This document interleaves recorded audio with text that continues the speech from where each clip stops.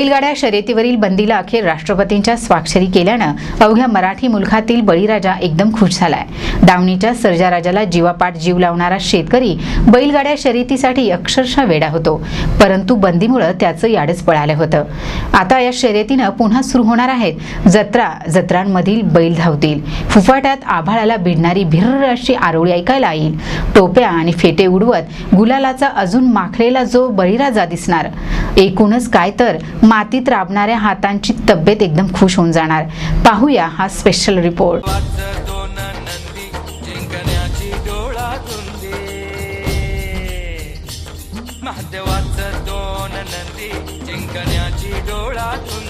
विजयाची जणू नांदी वट्ट साऱ्या गावामंदी, विजयाची जणू नांदी वट्ट साऱ्या गावामंदी। घुंगराच्या माळतून विठाई बोलली, शर्यत लागली रामा शर्यत लागली, शर्यत लागली रामा शर्यत लागली, शर्यत लागली रामा शर्यत लागली, शर्यत लागली रामा शर्यत लागली। शिरूर तालुक्यातील सणसवाडी या ठिकाणी आहोत आणि बऱ्याच वर्षानंतर बैलगाडा जो शेतकऱ्यांचा हृदयाचा प्रश्न होता आता तो सुटलेला आहे। राष्ट्रपतींची स्वाक्षरी झाली आहे, त्याबद्दल शिरूर तालुक्याचे माजी आमदार अशोक बापू पवार आपल्यासोबत आहेत आणि आपण जाणून घेऊया त्यांच्याकडून की बैलगाडा शर्यतीबाबतचं त्यांचं काय मत आहे। ते बैलगाडा शर्यत जी न्यायालयीन व्यवस्थेमुळं काही काळ बंद केलेली होती, तिला नुकतंच राष्ट्रपतींनी एक वट हुकूम काढून त्यात सुधारणा करून परत गाडा शर्यती सुरू केल्यात। त्याबद्दल मी मनापासून त्यांचं अभिनंदन करतो। शेतकऱ्यांचा एक हा आवडीचा विषय आहे बैलगाडा शर्यती, त्यामुळं याला एक आगळं वेगळं महत्त्व आहे। आज आपण इथं पाहतो की शिरूर तालुक्यामध्ये अनेक गावामध्ये चांगले चांगले घाट आहेत या स्पर्धा घेण्यासाठी। त्यात सणसवाडीचं नाव निश्चितपणे घ्यावं लागेल की सणसवाडीचा घाटही इथल्या सगळ्या तमाम आमच्या कार्यकर्त्यांनी बैलगाडी बांधवांनी अत्यंत सुंदर असा केलेला आहे। आणि आपण जर पाहिलं तर या बैलांना आमचा शेतकरी स्वतःच्या मुलासारखा जीव लावतो त्या प्राण्यांना, आणि कुणीतरी मग चुकीची तक्रार करतो, पण अजिबात तसं बैलांना त्रास नसतो।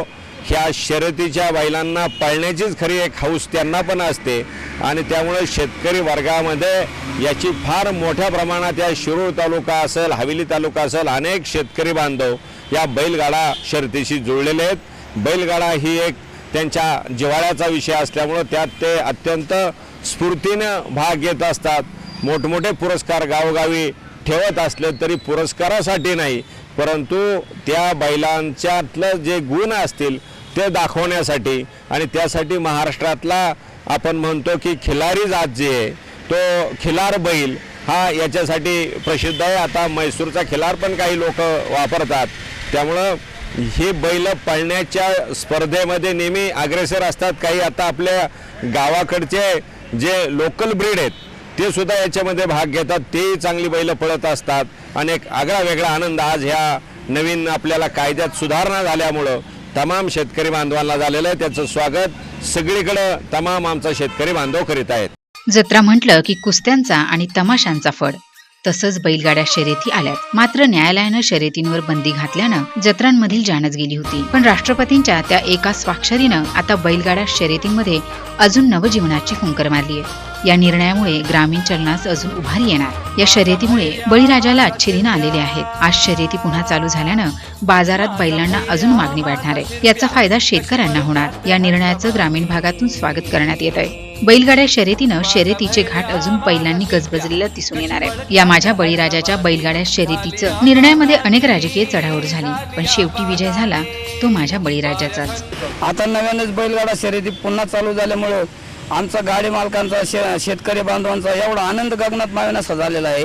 कारण गेली 3 वर्ष बैलगाड बंद असल्यामुळे शेतकरी इतके नाराज होते आणि ज्याप्रमाणे एखाद्या बाळ आईची वाट पाहत नाही असा शेतकरी बांधव आमचा बैलगाड्या कधी चालू होतील याची वाट पाहत होता। आणि आता ते चालू झाल्यामुळं सगळ्यांच्या सहकार्याने चालू झाल्यामुळं आम्ही शेतकरी बैलगाडा मालक चालक इतके आनंदी आहेत ना, आमचा कुठलाही दुसरा छंद नाही, आमचा फक्त हाच छंद आहे.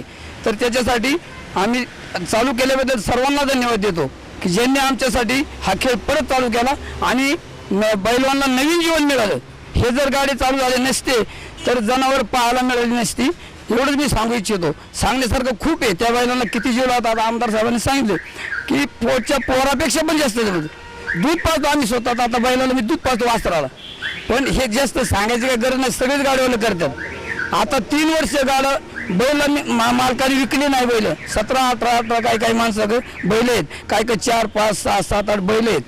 आता तसा विचार जर केला तर 4 बैलाचं जागी 4 गाई पाळू शकतो, पैसा मिळू शकतो. पण ज्याला हौस आहे तो पैसा कधी पाहत नाही. शेतकरी हा म्हणजे असं माजलेला नसतो.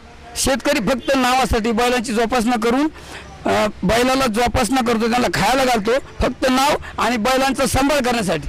बैलगाडा शर्यत हा खेळ ग्रामीण भागात रुजलाय. हा खेळ वेगवेगळ्या भागात वेगवेगळ्या प्रकारे होतो. सांगली, साताऱ्यात चाकूर इथून गाड्या पळवल्या जातात. एका वेळी 4 किंवा 5 गाड्या एकाच वेळी पळतात. या शर्यतीत गट, सेमीफायनल आणि फायनल अशा गाड्या पळतात. खेड भागात बैलगाडी शर्यतीसाठी घाट बांधले आहेत. घाटातून एकच गाडी पळते. इथे सेकंदावर नंबर दिले जातात. विदर्भात बैलगाडी शर्यतीला शंकरपट म्हणतात. नाशिक जिल्ह्यातील काही गावात गाडीला घोडा आणि बैल जुंपून शर्यती होतात. रायगड जिल्ह्यात तर वाळूच्या रेतीत गाड्या पळवण्याची प्रथा आहे. बैलगाड्या शर्यतीत आत्ताच राष्ट्रपतींचा वट हुकूम निघाल्यामुळं त्याच खरे शेतकऱ्यांना बैलगाड्यामुळे आनंद झालेला आहे. त्याचप्रमाणे सणसवाडीत एक घाट, जिल्ह्यात 1 नंबरचा घाट गावातर्फे करण्यात आलेला आहे. त्याबरोबर आमच्या सर्व शेतकरी बांधवांना समजताच या ठिकाणी भंडार, गुलाल, फटाके वाजवून या ठिकाणी सर्व शेतकरी मंडळींनी आनंद उत्सव साजरा केला. आणि ज्या गाडी मालकाने या ठिकाणी शौकीन मंडळींनी नवस बोलले होते, तो आज नवस आज या ठिकाणी लिमगाव दावडी या ठिकाणी नवस फेडायचा काम चालू आहे. इतका आनंद झाला शेतकरी मंडळींना. ही गावच्या यात्रा चालू झाल्या, गोरगरिबांचा धंदा चालू झाला. कोणी पाण्याची बाटली विकत होते, कोण अनेक प्रकारचे व्यवसाय करत होते. म्हणून या ठिकाणी मी इतकं सांगतो की आमच्या शेतकरी मंडळींना गाडी शौकीन आमच्या यात्रा अतिशय चांगल्या प्रकारे झाल्या. गाडी बैलांना जितका जीव लावतो ते आमच्या आमदार साहेबांनी या ठिकाणी सर्वांना सांगितलं आहे. म्हणून या ठिकाणी सर्वांना धन्यवाद देतो. अडगडीत पडलेलं बळीराजाचं दैवत असलेल्या बैलाच्या गळ्यातील घंटा, झुला, त्या डौलदार शिंगाचे भासिंग आणि गोंडे यांनी बाजारपेठ अजूनच सजलेली दिसणार. प्रतिनिधी बसवराज बबलेश्वरसह प्रमोद कुतवळ, NTV न्यूज मराठी, सणसवाडी, पुणे.